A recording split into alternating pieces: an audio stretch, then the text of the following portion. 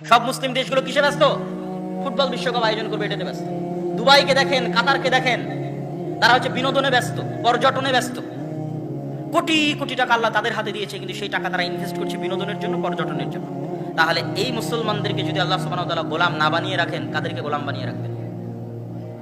আজকে যদি আপনি আমার বাংলাদেশে আসেন, তাহলে বাংলাদেশ পাকিস্তানের মতো যে রাষ্ট্রগুলো আছে, থার্ড ওয়ার্ল্ড কান্ট্রি, এই সমস্ত রাষ্ট্রের যারা দায়িত্ব পালন করে, তাদের হাতে দুইটা টাকা থাকলে তারা রাস্তা তৈরি করে, ব্রিজ তৈরি করে, কালভার্ট তৈরি করে। তাদেরকে জিজ্ঞেস করেন দেখি যে কোনো বড় কোনো প্রজেক্ট জ্ঞান এবং গবেষণার জন্য আছে কিনা।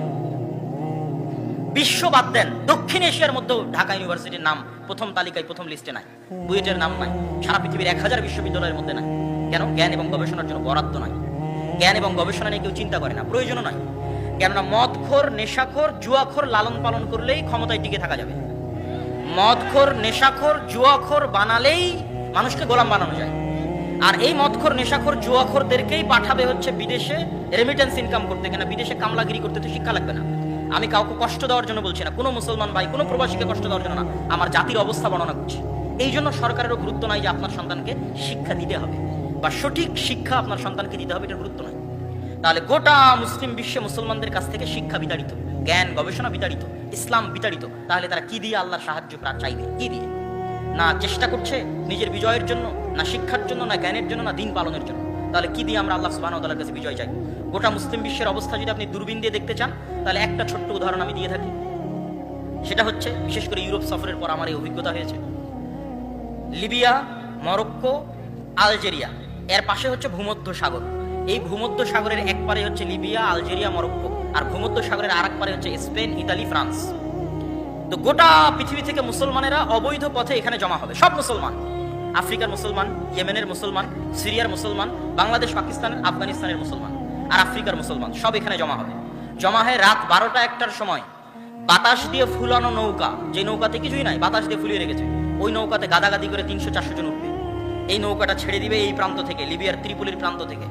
হয় ডুবে মারা যাবে, আর না হয় ইউরোপের কোনো দেশ তাদেরকে শরণার্থী হিসেবে থাকার জায়গা ভিক্ষা দিবে।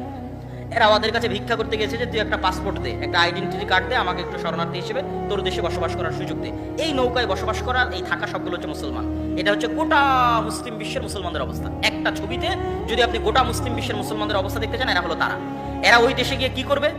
আপনি খোঁজ নেন, ইউরোপ এবং আমেরিকায় আমাদের যে মুসলিম ভাইয়েরা আছে বিভিন্ন দেশ থেকে গেছে, তারা কয়জন বিশ্ববিদ্যালয়ের টিচার, কয়জন মেডিকেলের প্রফেসর, খোঁজ নেন। আর কয়জন ফুড পান্ডার, হোম ডেলিভারি করে, কয়জন ট্যাক্সি ড্রাইভার হিসেবে কাজ করে, আর কয়জন কেয়ার হোমে জব করে, খোঁজ নেন। কেননা আমাদের কি না কেউ কোনোদিন শিক্ষা দিয়েছে? না, আমাদের কাছে শিক্ষা আছে। আমরা যে মদ, জুয়া, ফ্রি ফায়ার, পাবজি, আড্ডা, এগুলো নিয়ে গোলাম হিসেবে বড় হয়েছি। পৃথিবীতে যেখানে যাবো সেখানে গোলাম হিসেবে থাকবো। না আমার দিনের আমার কাছে মূল্যায়ন আছে, না আমার শিক্ষার আমার কাছে মূল্যায়ন আছে। যদি আরবের দেশে লেবার হিসেবে যাই তাও গোলাম, যদি ইউরোপে যাই, আমেরিকায় যাই, তাও গোলাম। সম্মানিত উপস্থিতি, এই দৃশ্য দেখার পরেই মূলত আমার মাথায় এসেছে যে মুসলমানদের শিক্ষার জন্য চেষ্টা করতে হবে, রুট লেভেল থেকে চেষ্টা করতে হবে। মসজিদ কমিটির কাছে যান, মসজিদ কমিটির কাছে যদি 10 টাকা আসে, তো 10 টাকা দিয়ে ও টাইলস কিনবে, 10 টাকা দিয়ে ও এসি কিনবে, কিন্তু ওই 10 টাকা খরচ করে মসজিদে মক্তব চালাবে না। এই জন্য আমি বলেছি এই মসজিদ কমিটিকে 24 পদত্যাগ দিতে হবে। যে মসজিদ কমিটি তার মসজিদে মক্তব চালু করবে না, তাকে পদত্যাগ দিতেই হবে। সে মসজিদ পরিচালনার যোগ্য নয়। এমনও মসজিদে গেছি যেই মসজিদে টাইলস লাগানো আছে, এসি লাগানো আছে, কিন্তু মসজিদে কোরআন শিক্ষার ব্যবস্থা নেই। তখন আমি বলেছি আপনি টাইলস খুলে বিক্রি করেন, এই এসি খুলে বাজারে বিক্রি করেন, বিক্রি করে আপনার মসজিদে দিন শিক্ষার ব্যবস্থা করেন। আপনি এখানে মসজিদ স্বর্ণ দিয়ে বানিয়ে কি করবেন? যেই মসজিদের আশেপাশে সব জুয়াখোর, মদ করে ভরে গেছে, কি করবেন? ওই মসজিদে কে সালাত আদায় করবেন? আপনি ওই মসজিদে দিন শিক্ষার ব্যবস্থা করেন। মসজিদ যদি নাও থাকে তো খোলা মাঠে মানুষ সালাত আদায় করতে আসবে। আর এরকম মাদ্রাসা ভালো, আমরাও আমাদেরও প্রতিষ্ঠান জামিয়া সালাফি আছে, সারা দেশে মাদ্রাসা হচ্ছে ভালো, কিন্তু মাদ্রাসায় ছেলে মেয়ে দেয় এদেশের মানুষ 2 থেকে 2.5%। এই গোটা 8 মলের 2% ছেলে মেয়ে মাদ্রাসায় পড়াশোনা করে, আর 98% যায় স্কুলে। ওই 98%কে আপনি দিনের জ্ঞান কিভাবে দিবেন যদি আপনার মসজিদে আপনি মক্তব, দিন শিক্ষার ব্যবস্থা না করেন?